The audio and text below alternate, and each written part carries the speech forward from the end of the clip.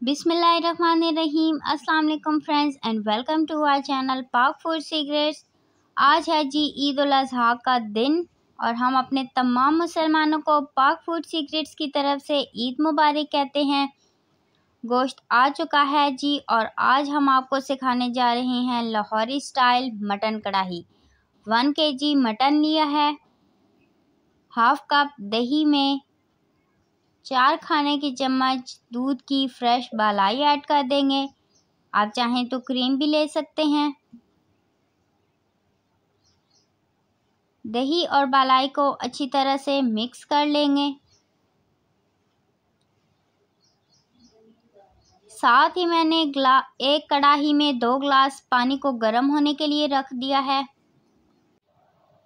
पानी में बॉयल आ चुका है तो अब हम इसमें गोश्त ऐड कर देंगे।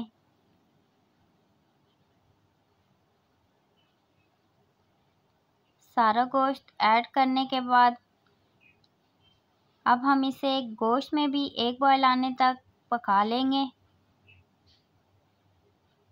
गोश्त में बॉयल आ चुका है तो 1 खाने की चम्मच कटा हुआ अदरक लहसुन, 1 चाय का चम्मच हल्दी और 1 खाने का चम्मच नमक डाल देंगे। नमक अपने टेस्ट के हिसाब से और थोड़ी देर के लिए पका लेंगे।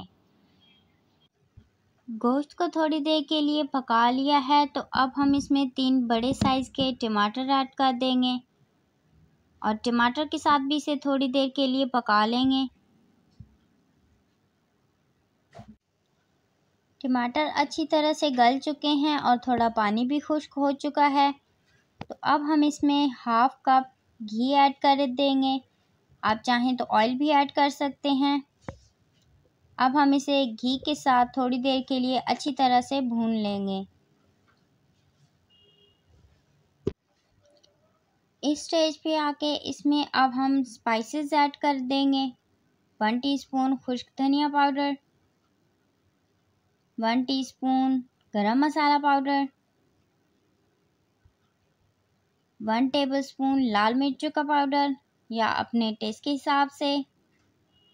अब हम 2 से 3 मिनट के लिए इसे हाई फ्लेम पर अच्छी तरह भून लेंगे ताकि तमाम स्पाइसेस अच्छी तरह पक जाएं। स्पाइसेस की अच्छी तरह से भुनाई हो चुकी है तो अब हम इसमें जो दही और बालाई का मिक्सचर बनाया था वो ऐड कर देंगे और गोश्त गलने तक इसे पका लेंगे।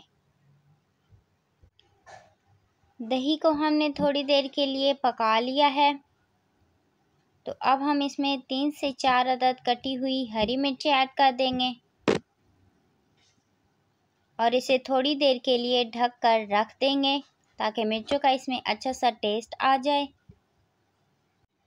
जी फ्रेंड्स, हमारे बकरा ईद स्पेशल लाहौरी मटन कढ़ाई बनकर रेडी हो गई है। आप इसकी फाइनल लुक देख सकते हैं। आई होप कि आप लोगों को पसंद आएगी तो आप इसे ज़रूर ट्राई करें और हमें इजाज़त दें। अल्लाह हाफिज़।